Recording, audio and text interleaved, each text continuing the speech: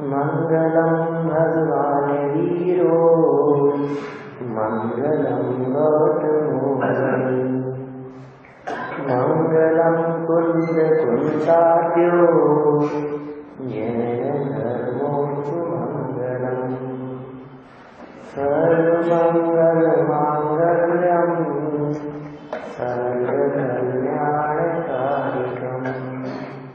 प्रधानं सर्वधर्माणां ज्ञानं यदुशासनं ज्ञानं यदुशासनं ज्ञानं यदुशासनं।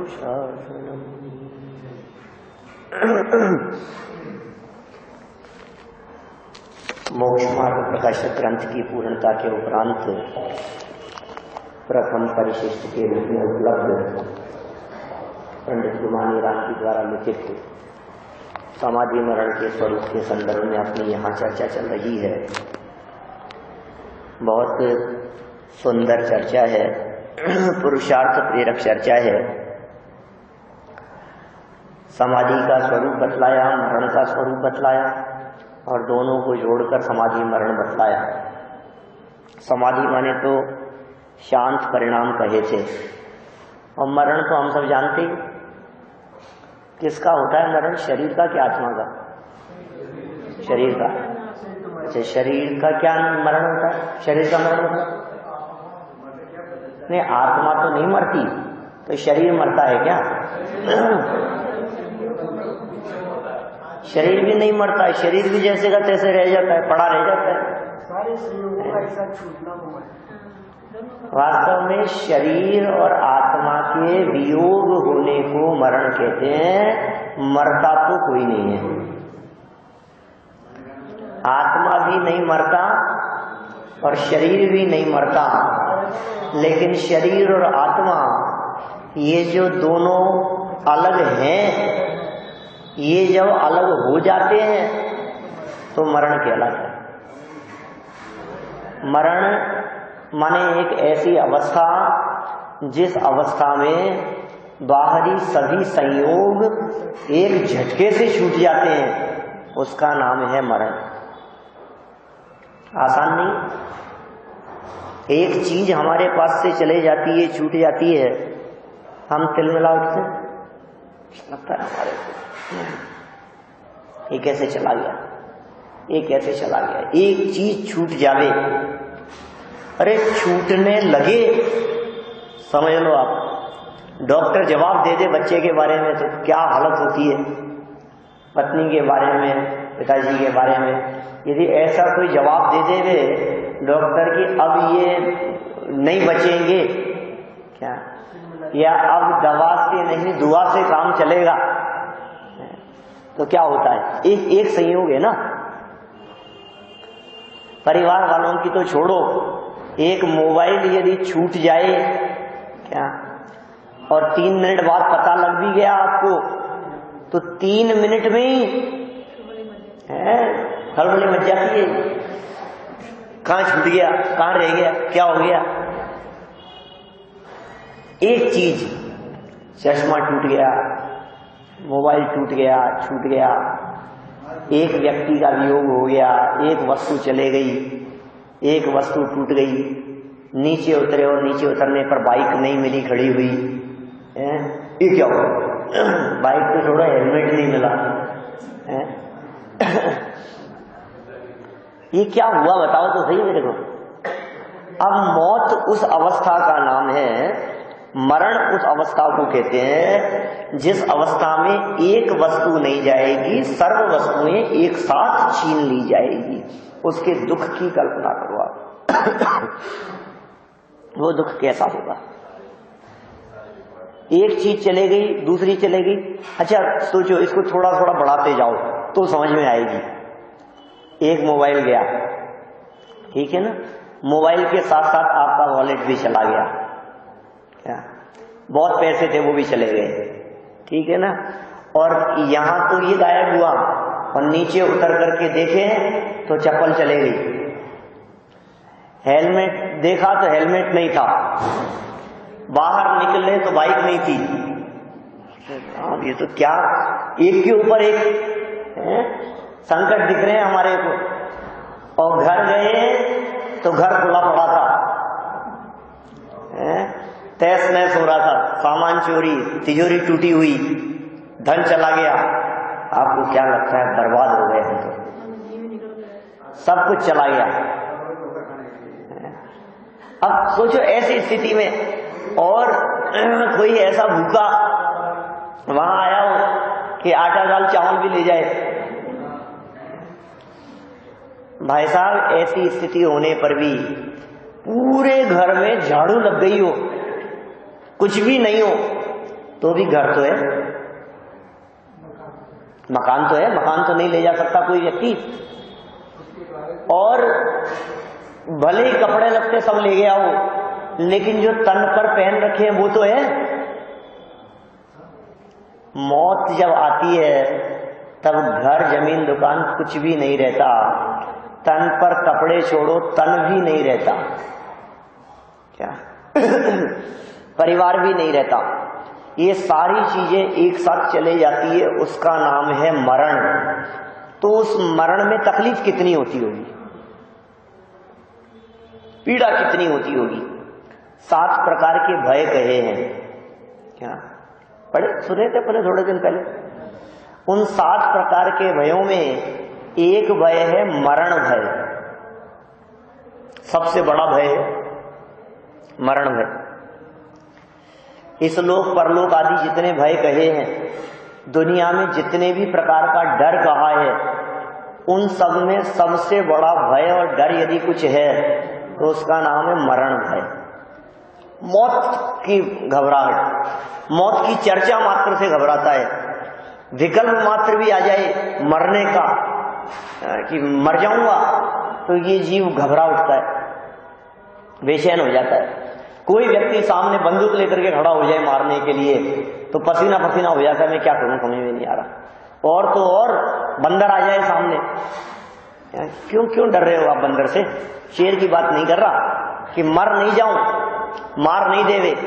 एक्सीडेंट, दुर्घटनाएं, हर चीज में मौत एक ऐसी चीज दिखाई दे रही है जिसमें बहुत ज्यादा घबराहट है, सबसे बड़ा दुख है, भय है। वैसे जब हम दुख की बात करते हैं तो सहज सुख साधन में ऐसा लिखा ब्रह्मचारी शीतल प्रसाद जी ने, उन्होंने ऐसा लिखा वहां कि दुख जन्म का सबसे बड़ा और भय मरण का सबसे ज्यादा। सबसे बड़ा दुख संसार में जन्म का है और सबसे बड़ा भय मरण का है। जन्म मरण दोनों ही अत्यंत कष्टदायक है। भय से भी तो ये जीव दुखी है। आप सोचिए, आप जिस मरण की चर्चा में, जिस मरण के चिंतन में, जिस मरण के विचार मात्र में इतनी तकलीफ हो तो कहते हैं अब उस तकलीफ को कैसे जीते, उस उपाय का नाम है समाधि। समाधि मरण बनेगा ना। मरण में होने वाली तकलीफ ना हो। वैसे तो मरण में कोई तकलीफ नहीं होती, भय का ही दुख है। अब क्या लगता है शरीर से आत्मा निकलता होगा तो बहुत तकलीफ होती होगी। कई लोग करते हैं इस तरह की बात कि साहब शरीर में से जब आत्मा निकलेगा तो कितनी तकलीफ होगी, क्योंकि शरीर में से निकलना कोई ऐसे थोड़ी ना, ऐसे ही नहीं निकल जाता। अरे भाई साहब सुनो तो सही, शरीर को छूता तक नहीं है आत्मा जब निकलता है, क्या तकलीफ होगी? अलग ही शरीर के अंदर ये आत्मा हमारे जन्म से 40, 50, 60 साल से शरीर के अंदर रह रहा है। आत्मा इसी शरीर में है। अंदर रहते हुए भी आत्मा ने शरीर को छुआ नहीं। इसका प्रमाण मैं देता हूं कि ये आत्मा जब निकलता है तो रेड नहीं निकलता, लाल होके नहीं निकलता। जब मरण होता है और शरीर से आत्मा निकलता है तो खून से लथपथ होकर नहीं निकलता। ये इस बात को सिद्ध करता है कि आत्मा अंदर शरीर को छू नहीं रहा था, क्योंकि हड्डी, खून, मांस, ब्लड को यदि छुआ होता तो निकलते समय लाल होकर के निकलता, रेड निकलता। लेकिन ये आत्मा लाल नहीं हुआ, इससे सिद्ध होता है कि आत्मा ने शरीर को छुआ ही नहीं था। तो अंदर तो छुआ नहीं, निकलते समय भी नहीं छूता, तो तकलीफ किस बात की है? अनेक लोग तो बहुत प्रकार की मिथ्या कल्पनाएं भी किया करते हैं। ऐसी ऐसी मिथ्या कल्पना करने वाले लोग मिलते हैं कि इनका जीव आंखों से निकला है, इनका जीव मुंह से निकल गया, क्या नाक से निकला है इनका जीव, तो क्या मिथ्या कल्पना कर रहे हो? आत्मा कोई ऐसे हवा की तरह जो मुंह खुला रह जाएगा तो मुंह में से निकल जाएगा। गैस भरी होती है तो डकार लेता है तो एकदम मुंह में से गैस निकलती है, हवा निकलती है। ऐसे ऐसे आत्मा ऐसे मुंह में से निकल जाएगा, ऐसा कैसे निकलेगा आत्मा? ऐसे समझ रहे हैं जैसे बैलून में हवा भरी हुई हो तो उसके मुंह को खोल देने पर उसमें से हवा निकलेगी पूरी। ऐसे यदि मुंह में से आत्मा निकलने लगे तो आप मुंह बंद करके रखना, क्या पता कब आत्मा निकल जाए खुले मुंह में, बोलते समय, बात करते समय। लेकिन हमारा मुंह तो खुला ही रहता है। खर्राटे लेने वालों का तो नींदों में भी खुलता है खुला रहता है। आत्मा कब निकल जाए? अरे नहीं निकलता है ऐसे। आत्मा जब निकलता है तो ना मुंह में से निकलता है ना आंखों से निकलता है, सर्वांग से निकलता है। क्या रह जाए तो रह जाए, उसमें क्या फर्क पड़ गया? इसका मतलब जीव वहां से निकला हो ऐसा नहीं है। आत्मा से शरीर निकलता है तो अंतिम अवस्था शरीर प्रमाण होती है, सर्वांग से निकलेगा। शरीर से आत्मा किस प्रकार निकलता है कि टीवी वाले बहुत अच्छे से दिखाते हैं,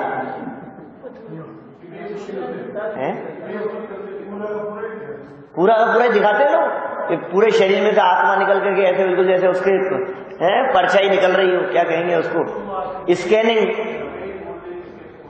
बस ऐसे ही निकलता है आत्मा। यही स्वरूप है आत्मा के निकलने का। किसी भी दिशा में जाए, लेकिन यदि आप आसन लगा करके बैठे हो, सिरहाना लगा करके बैठे हो, तो जैसी पोजीशन में बैठे हो आत्मा भी उसी पोजीशन में, मतलब हाथ ऐसे है ना तो इसी पोजीशन में निकलेगा आत्मा जिस भी स्थिति में है। इसलिए आंख मुंह में से निकलने की बात तो नहीं है। साथ में मैं यह भी कहना चाहता हूं कि शरीर में से आत्मा निकलते समय तकलीफ भी नहीं है, तो फिर मरण का इतना दुख क्यों कहा? वस्तु स्थिति यह है कि हमने मरण का दुख नहीं कहा, मरण का तो भय कहा है। और भय किस चीज का है कि छूट नहीं जाए, सब चीजें छूट जाएंगी तो क्या होगा। दुख इस बात का है। देवगति के जीव जब मरने वाले होते हैं तो 6 महीने पहले गले की माला मुरझा जाती है, कांति फीकी पड़ जाती है, आंखों की रोशनी कम हो जाती है, सब फीका फीका सूना सूना सा दिखाई देने लगता है। 6 महीने पहले नियम से उन्हें इस बात का पता लग जाता है कि मर के कहाँ जाना है। जब इस बात का उन्हें पता लगता है तो किस बात की तकलीफ होती है? जाने की तकलीफ है कि नहीं, ये सारी सुविधाएं, ये सारी रिद्धियां, ये सब संपत्ति, वैभव, इस सब के छूट जाने की तकलीफ है।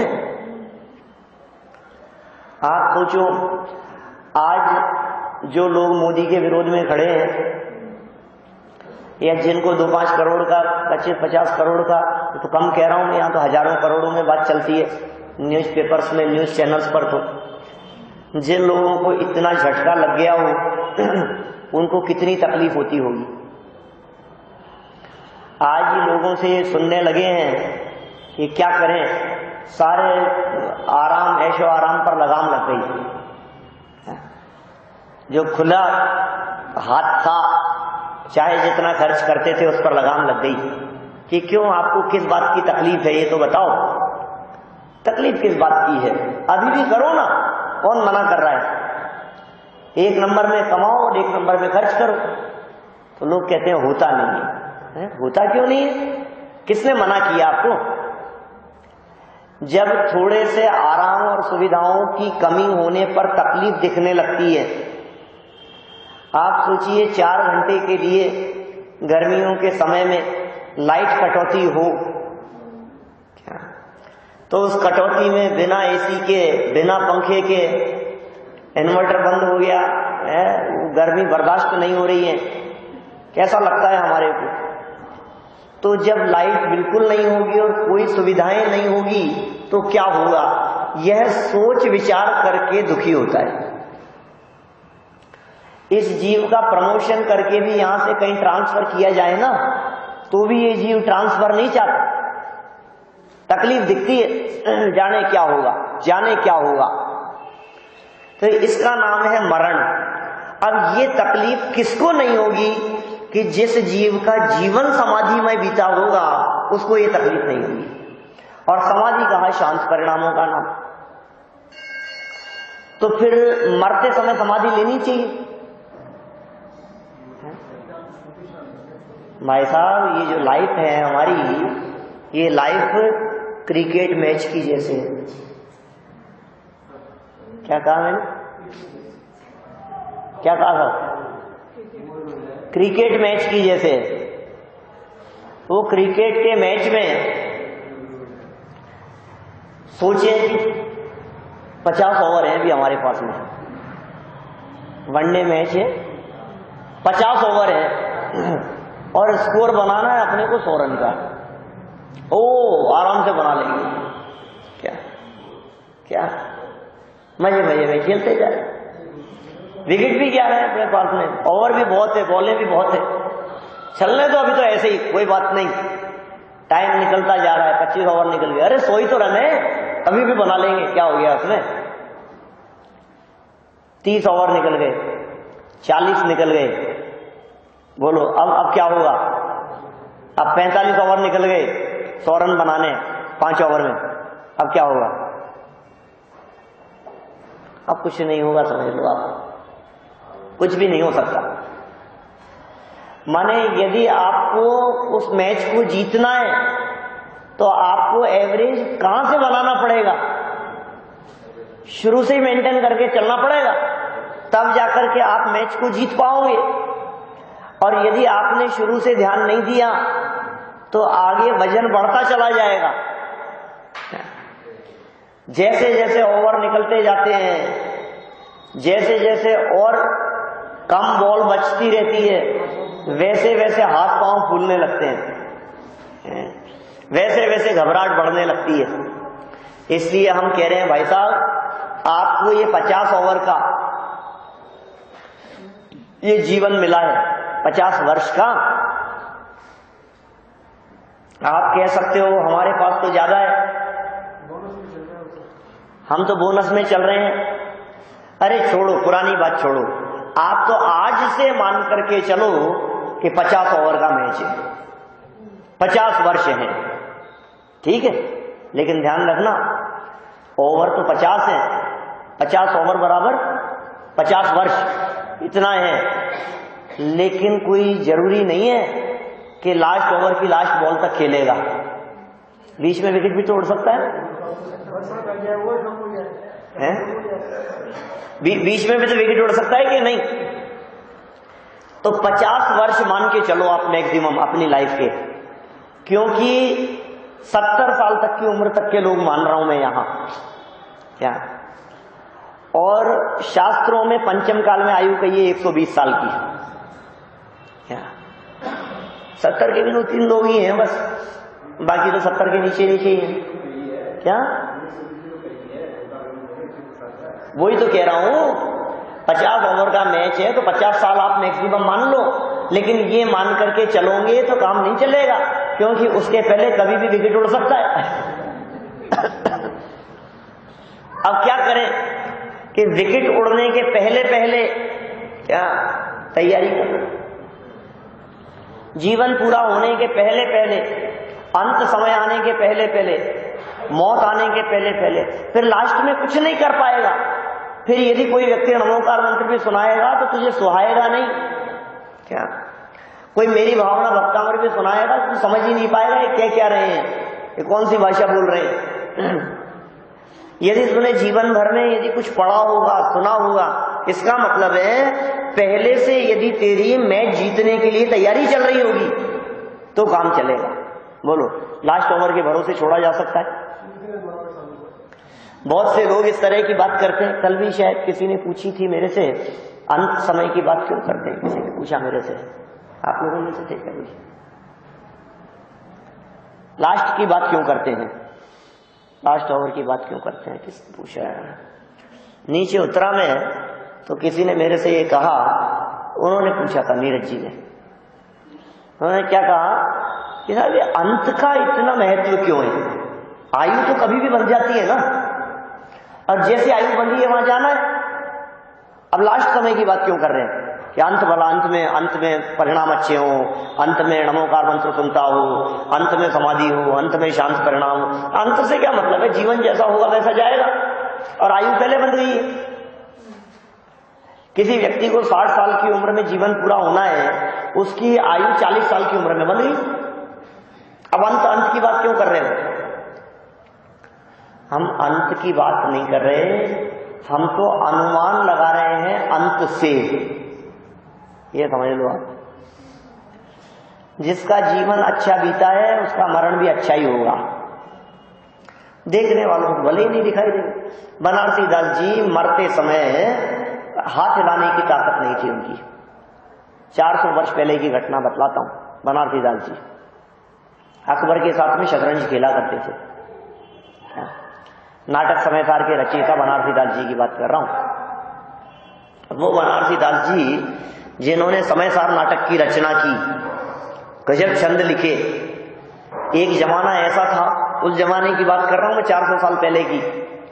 उस जमाने में बनारसी दास जी द्वारा लिखे गए दोहे और छंद सड़कों पर, चौराहों पर, गली मोहल्लों में लोग इस तरह गुनगुनाते थे जिस तरह आज फिल्मी गाने गुनगुनाते। ऐसे उनके द्वारा लिखे गए कवित्व, दोहे, छंद गुनगुनाया करते थे।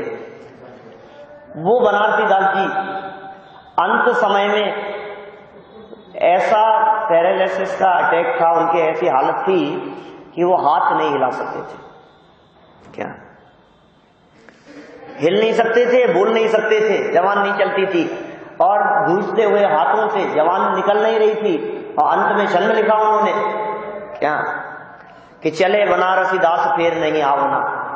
क्या हम जा रहे हैं, अब फिर दोबारा लौट करके नहीं आएंगे। ज्ञान साथ में लेकर के, अपना ज्ञान साथ में लेकर के जा रहे हैं, वेद विज्ञान साथ में लेकर के जा रहे हैं। और मार अरि मोहना, ज्ञान कृतक का हाथ ले, ऐसा ही छंद है। तो उसमें उन्होंने इस तरह की बात कही है कि हम मोह रूपी शत्रु को मारकर और अपने भेद विज्ञान को साथ में लेकर, या भेद विज्ञान के बल से उसको मारकर हम चल दिए परभव में। बनारसी दास फिर दोबारा लौट करके नहीं आने वाले। जगत के जीवों को भले ही ऐसा लगे, अरे क्या हालत हो गई, देखो अंत समय में है, पड़े हैं बिस्तरों में, पड़े हैं अस्पताल में, क्या हालत हो रही है, डॉक्टरों ने जवाब दे दिया है, ऐसा हो गया, ऐसा हो गया। क्या फर्क पड़ता है? तुम बाहर से देखते हो, ज्ञानी जीव अंतरंग परिणामों को देखते हैं। बस परिणामों में शांति है उनके, ये नहीं दिखाई दे रहा है आपको। आप संयोग देख रहे हो, ये समाधि मरण का संबंध संयोग से नहीं है, समाधि मरण का संबंध परिणाम से। इसलिए अंत भला की बात मत सोचो आप, अंत तो भला होगा ही होगा। ज्ञानियों का अंत भलाई पूर्वक ही होता है। जीवन तत्व ज्ञान में बीता हो, स्वाध्याय में बीता हो, उसकी चर्चा चल रही है यहाँ तो। जीवन भर, अरे भाई जिसने जो चीज खाई हो डकार तो उसी की आएगी। जीवन भर जो चीज चलती रही हो चिंतन में, अंत समय में वो चीज निकल कैसे जाएगी? जो विचार करते हो, जो सोचते हो, वो चीज आपके धारणा ज्ञान का विषय बनती है। इसलिए हम कहते हैं सोच अच्छी रखो। सारे जगत में बातें चलने लगी, आप सोच अच्छी रखो, आप अच्छा सोचो, आप अच्छे विचार पूर्वक अपना दिन बिताओ, रात्रि को अच्छे विचार पूर्वक सो, वो संस्कार बन जाते हैं।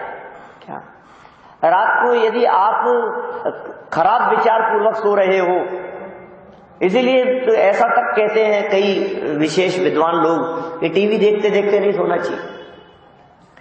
आप जो चीज देखते हुए सो रहे हो, आप जो विचार करते हुए सो रहे हो, आप जो चिंतन करते हुए सो रहे हैं, आपके दिलो दिमाग में जो बात चल रही है अंत समय में, अब अंत समय का मतलब नींद में जाते समय, आपका वो विचार, आपका वो चिंतन, वो आपकी धारणा ज्ञान में बहुत गहराई से जाकर के बैठ जाता है।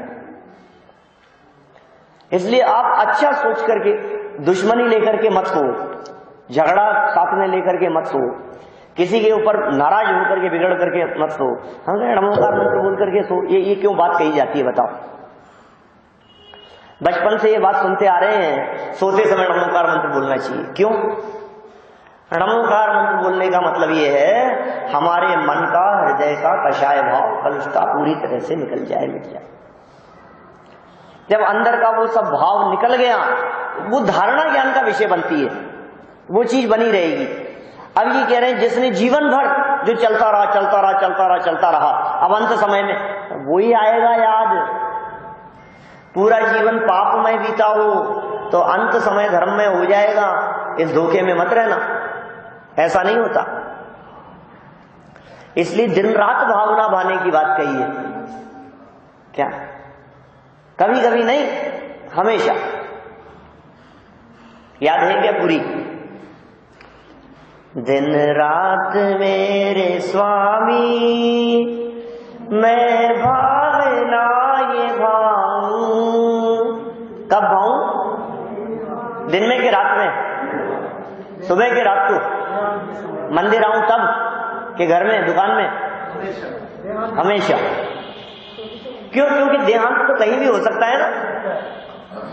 दिन रात मेरे स्वामी मैं भावना ये भाऊं, देहांत के समय में तुमको न भूल जाऊं। क्या पता साहब, देहांत के समय में भूल गए तो क्या होगा? देहांत कब होगा उस समय याद दिलाना भाई। क्या बात कर रहे हो? जिनके दिलो दिमाग में हमेशा भगवान रहते हैं, अब भूल जाने की बात है क्या? जिनके दिमाग में हर समय भगवान रहते हैं, जिनके दिलो दिमाग में नमोकार मंत्र रहता है, जिनके दिलो दिमाग में महावीर भगवान का स्मरण रहता है, उनकी वीतरागता, सर्वज्ञता, क्रमबद्ध पर्याय, अकर्तावाद जिनके स्वरूप में रहता हो, अब देख कभी भूल सकते हैं इस बात को? आप कल्पना कर सकते हैं ये बातें अपने दिलो दिमाग से कभी निकल जाएगी? कभी नहीं निकल सकती है। इस तरह से बैठी हैं ये बातें, इस गहराई से बैठी हुई हैं, निकल ही नहीं सकती है। तो ऐसी भावना की बात कर रहे हैं कि आप दिन रात अपना समय तत्व ज्ञान में बिताओ, वस्तु स्वरूप के चिंतन मनन में बिताओ, अभ्यास में बिताओ, लेखन में बिताओ, पठन पाठन में बिताओ, याद करने में बिताओ, स्मरण में बिताओ, कहानियां पढ़ो, प्रथमानुयोग पढ़ो, उनकी गुत्थियों को सुलझाओ, करणानुयोग के विषयों को पढ़ने पढ़ाने में, समझने में अपने उपयोग को लगाओ, याद करने में लगाओ, गुणस्थानों को याद करो, मार्गणा स्थानों को याद करो, फिर उनके प्रयोग करने में अपने उपयोग को लगाओ। अपने उपयोग को खाली मत छोड़ो, फिर कुन शतक याद करने में लगाओ, फिर शुद्धात्म शतक याद करो, फिर योग सार याद करो, 12 भावना याद करो, छेड़ाला याद करो, नए तत्वार सूत्र याद करो, भक्कामर याद करो, एक के बाद एक लाइन लगा दो बिल्कुल कंटिन्यू याद करने की। जब सब याद हो जाए तो रिपीट करते रहो, दोहराते रहो। तो आपको क्या है, एक्चुअल में अपने उपयोग को खुराक चाहिए। हमारा मन बंदर जैसा है, चंचल है, इधर लगाओ तो उधर भागता है, उधर लगाओ तो उधर भागता है। मन तो बंदर जैसा है ना, चंचल है। इसलिए चंचल मन बंदर को, चंचल मन रूपी बंदर को जिनवाणी रूपी वृक्ष के ऊपर छोड़ दो और कहो एक शाखा से दूसरी शाखा पर, एक डाल से दूसरी डाल पर कूदने दो, छलांग मारने दो इसको इधर से उधर। कभी प्रथमानुयोग की शाखा पर आ गया तो कभी चरणानुयोग की शाखा पर आ गया, कभी करणानुयोग की शाखा पर आ गया, कभी द्रव्यानुयोग पर आ गया, कभी भक्ति की तरफ आ गया, तो कभी विधान करने लगा, कभी भजन गाने लगा, कभी याद करने लगा, कभी विषय लिखने लगा, कभी पढ़ने लगा। इधर लगाओ अपने उपयोग को। तो मन को इधर लगाओगे तो इधर उधर के विचार ही नहीं आएंगे। ये कहावत बहुत प्रसिद्ध है, खाली दिमाग। तो दिमाग को खाली क्यों रखते हो? मत रखो खाली, इसको बिजी रखो। कहीं ना कहीं बिजी रखना पड़ेगा आपको, अपने उपयोग को। और कहाँ रखते हो आप? क्या होता है जब खाली होते हैं, अपने पास में कोई काम नहीं होता है, तो अपने को लगता है टीवी पे चलाओ, कोई ना कोई चल रहा होगा, कुछ ना कुछ, तो चलने दो। बस बैठ जाओ सामने, आंखें खोल करके, हाथ में रिमोट कंट्रोल लेकर के, और चलने दो जो कुछ भी चल रहा है। फिर कोई मन माफिक नहीं आया। फिर दूसरा सबसे ज्यादा उपयोग खाने वाली चीज है क्या? आदमी घुसा रहता है, उसमें लगा रहता है आगे से आगे। वो तो नॉन स्टॉप चलता है 24 आवर, वो तो कभी नहीं रुकता है। तो आप भी कब रोकते हो? फिर रोकते ही कहाँ हो हैं? लास्ट में तो टाइम सेट कर देते हैं लोग तो क्या, कि नींद भी आ जाए तो टीवी अपने आप बंद हो जाए। वाह भाई वाह, गजब हो गई ये बात। उपयोग को संभालो अपने, और फिर जब उपयोग संभलता है, उपयोग स्थिर होता है, फिर क्या कह रहे हैं? अब मौत कभी भी आए हमें कोई डर नहीं। दिन रात मेरे स्वामी, ये भावना में भाव। अब देहांत कब हो सकता है? कभी भी हो ना। घर में बैठे हैं तो यही चल रहा है, गाड़ी में बैठे हैं तो यही चर्चा चल रही है, दुकान पर बैठे हैं तो यही चिंतन चल रहा है। अब मौत दुकान पर आए, चाहे बाजार में आए, चाहे गाड़ी में आए, चाहे घर में आए, हमें क्या चिंतन है? चिंता क्या है हमारे को? क्योंकि हमारे चिंतन में वस्तु स्वरूप है, इसलिए हमें मौत की चिंता नहीं है। जिनके परिणामों में अपशाय होता है उनको चिंता नहीं हुआ करती, मौत की चिंता नहीं हुआ करती, परभव की चिंता नहीं हुआ करती। अरे रिजल्ट की चिंता उन विद्यार्थियों को होती है जिनका पेपर बिगड़ा होता है।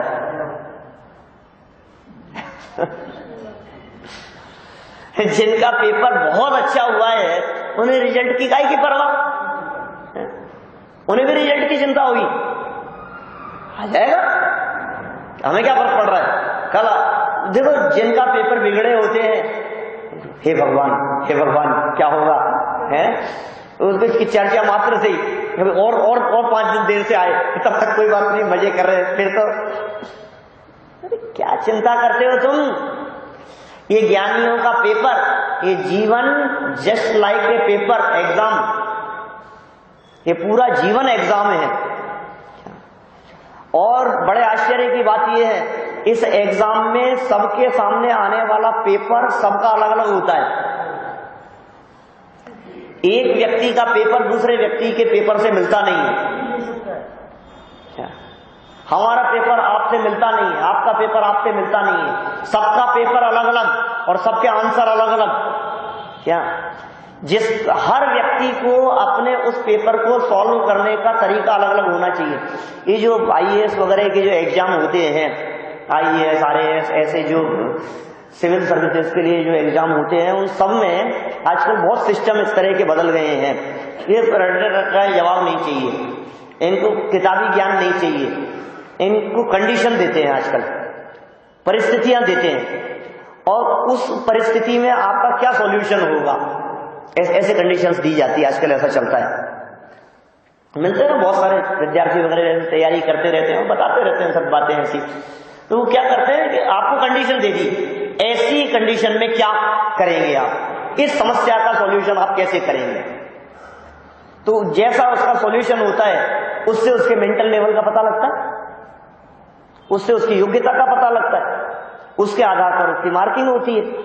ऐसे ही हम यहां कह रहे हैं, ये हर व्यक्ति के जीवन में अपने द्वारा जो पूर्व में किए थे कर्म, जो बांधे थे परिणामों से, उनकी वजह से वर्तमान में सबकी परिस्थितियां अलग अलग, सबकी सिचुएशन अलग अलग। अब उस सिचुएशन को किस तरह से टैकल करते हैं आप, किस तरह से डील करते हैं, ये आपका सॉल्यूशन। और वो सॉल्यूशन जिसका जितना अच्छा होगा उसका रिजल्ट उतना अच्छा आएगा। अब सॉल्यूशन कितना अच्छा होगा कि जिस व्यक्ति का चिंतन जितना अच्छा होगा, जिस व्यक्ति के माइंड में जितना पीस होगा, शांति है बिल्कुल, समझ लो आप, वो व्यक्ति उतना ज्यादा उसको अच्छे से टैकल कर पाएगा उस सिचुएशन को। नोट बंद हो गए, एक व्यक्ति तो हड़बड़ा के लोगों ने बहुत उटपटांग काम कर दिए। किसी ने अपने अकाउंट में 7 लाख जमा करा दिए, किसी ने 5 लाख जमा करा दिए, किसी ने कुछ कर दिया, किसी ने ये सोचा कि अलग अलग अकाउंट है तो 2.5 लाख 3 अकाउंट में अलग अलग में जमा करा दिए। अरे पैन नंबर तो एक ही से जुड़ा हुआ है, सब हड़बड़ाहट में सब लिंक हो गए, सारे अकाउंट आपके लिंक है। तो मैं कह रहे हैं हड़बड़ाहट का काम नहीं है भैया, ज्ञानी के जीवन में हड़बड़ाहट नहीं है, ज्ञानी के जीवन में आकुलता नहीं है, इसलिए उसको सॉल्यूशन है उसके पास में, इसलिए घबराहट नहीं, उसको रिजल्ट की घबराहट नहीं कि मर के कहां जाऊंगा, कौन से भाव में जाऊंगा, नरक में जाऊंगा कि त्रियंश में जाऊंगा। अरे नरक त्रियंश सवाल ही नहीं है, क्या बात कर रहे हो आप। नियम से देवगति है, 100% देवगति है, उसको चिंता ही नहीं है, इसलिए यहां छूटने की परवाह नहीं है।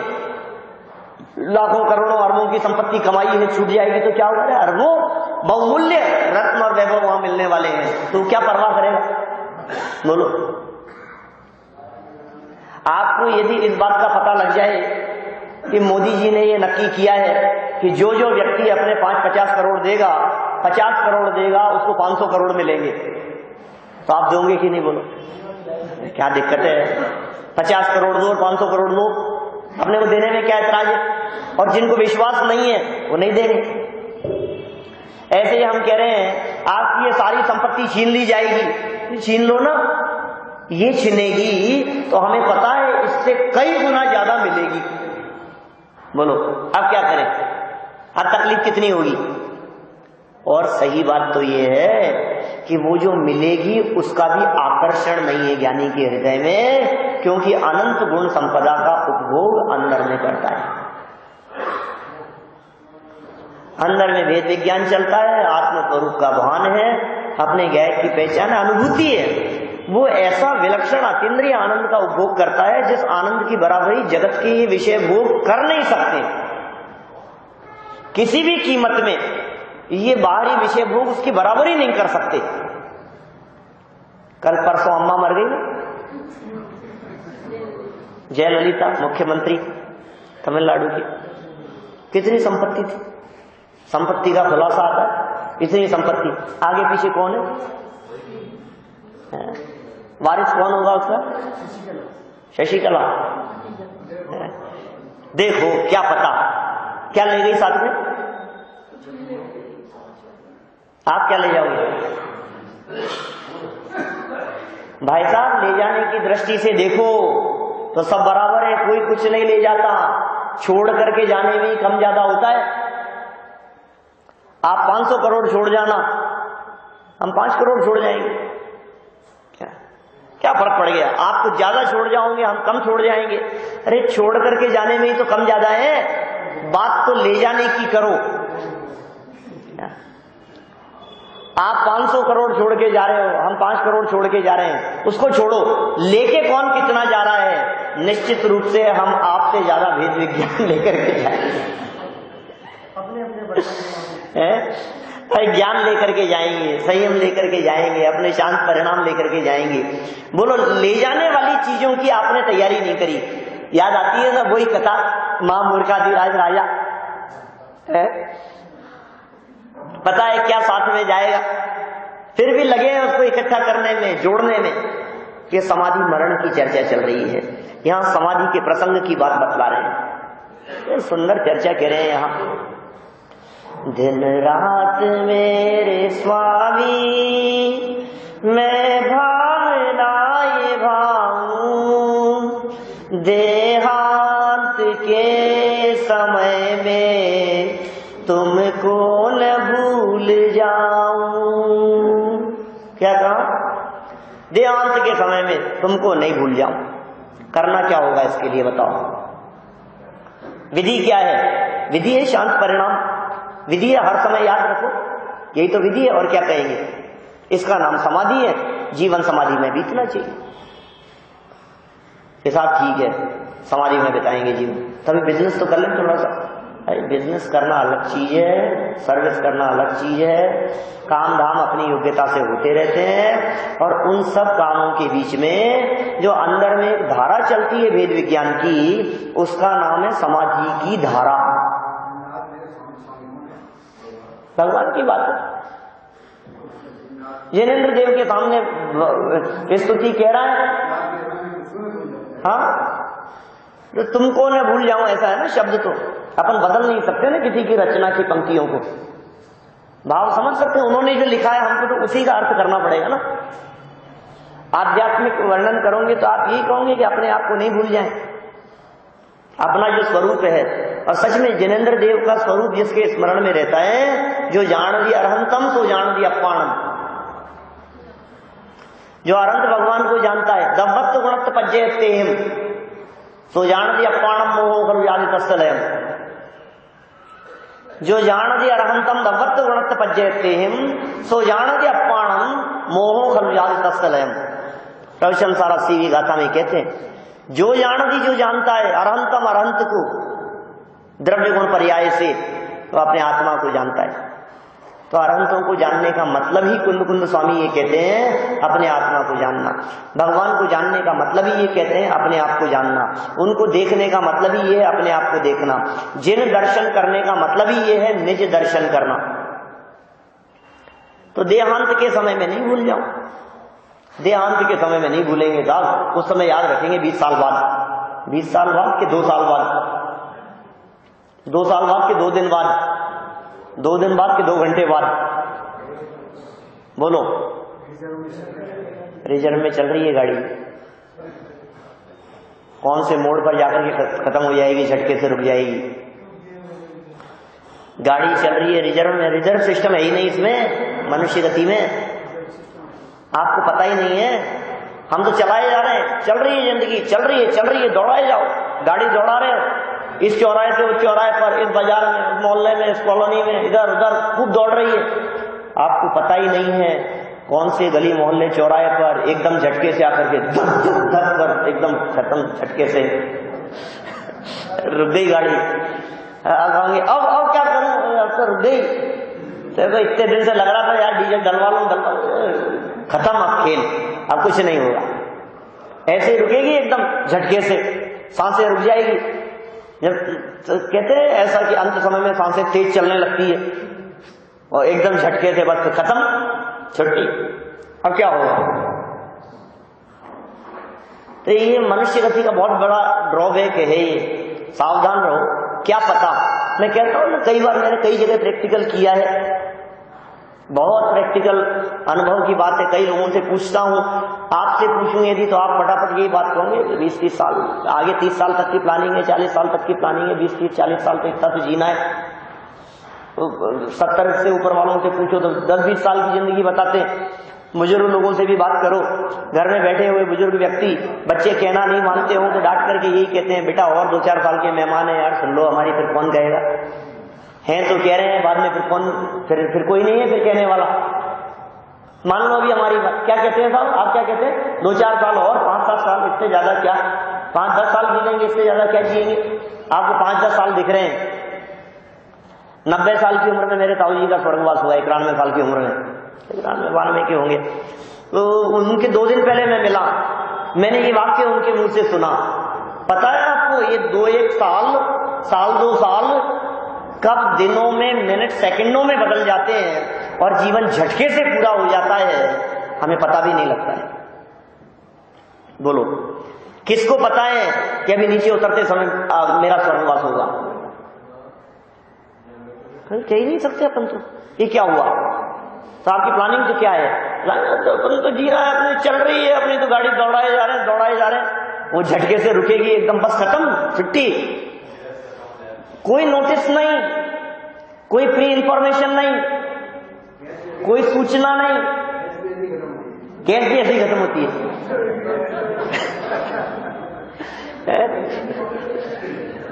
चलते चलते एकदम, क्या पता रोटी पूरी सिकेगी या नहीं सिकेगी।